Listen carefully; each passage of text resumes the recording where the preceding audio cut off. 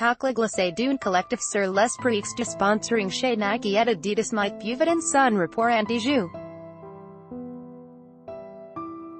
La raison, malgré un chiffre d'affaires doublé en 10 ans, les deux marques préfèrent rémunérer les actionnaires et les contrats de sponsoring au détriment des ouvriers, laissés sur la touche.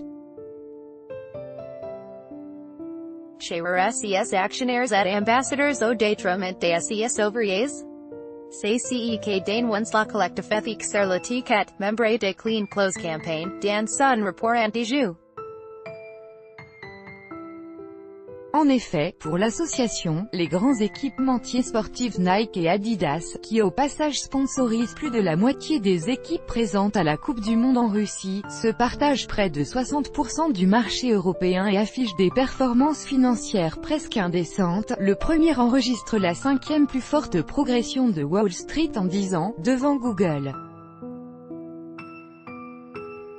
Leurs chiffres d'affaires ont été multipliés par 2 en 10 ans, une progression dont tout le monde ne profite pas, comme le regrette le collectif éthique sur l'étiquette dans son communiqué.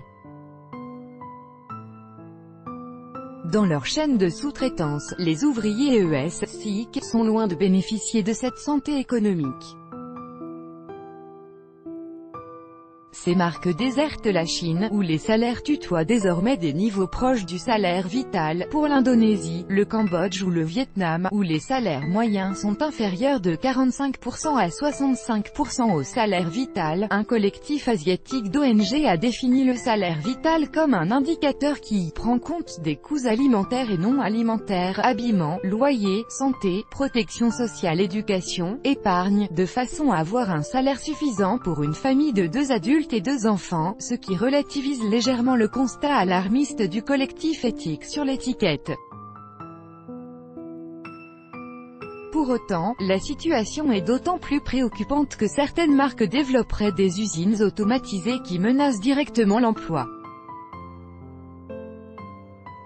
Or, Nike et Adidas, contactés par l'AFP, s'inscrivent en faux face à ces accusations.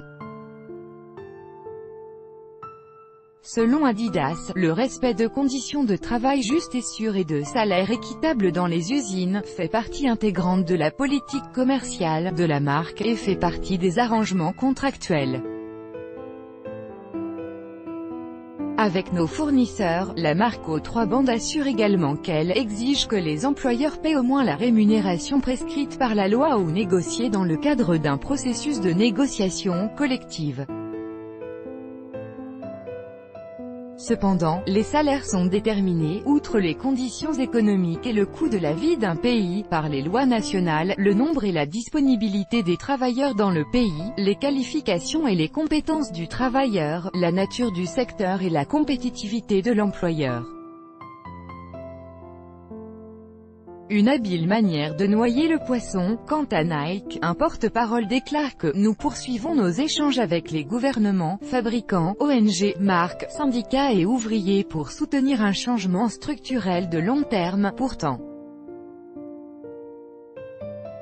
le collectif enfonce le clou et fustige une allocation des revenus inégale entre la part revenant aux ouvriers qui a baissé et celle dédiée au sponsoring et aux actionnaires qui, elle, a considérablement augmenté.